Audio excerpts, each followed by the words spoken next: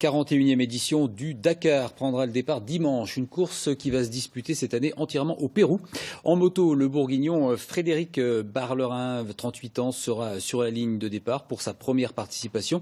Une course à l'ancienne, sans assistance. Christophe Taris et Rodolphe Augier l'ont rencontré juste avant le départ.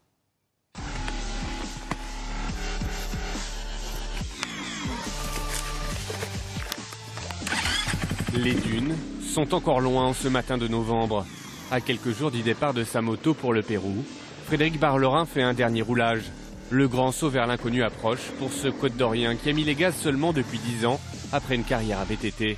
Même si le virus du Dakar, il l'a attrapé dès son plus jeune âge.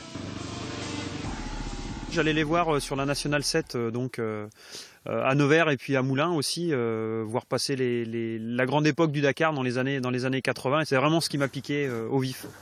Direction son petit atelier dans le sous-sol de sa maison. C'est ici qu'il a passé de longues nuits à bricoler sa machine. Ici aussi qu'il prépare minutieusement cette grosse malle.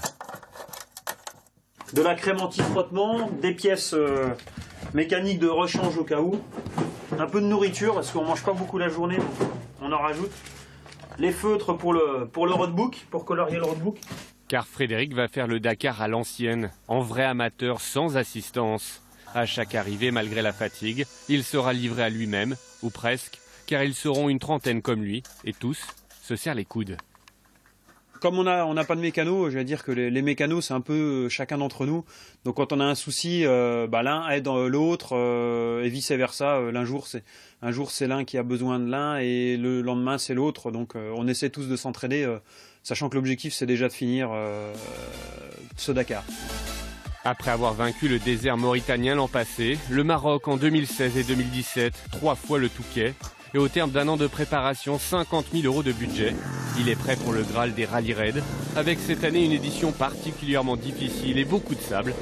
Son seul objectif, voir la ligne d'arrivée, et pour lui, ça serait le Pérou.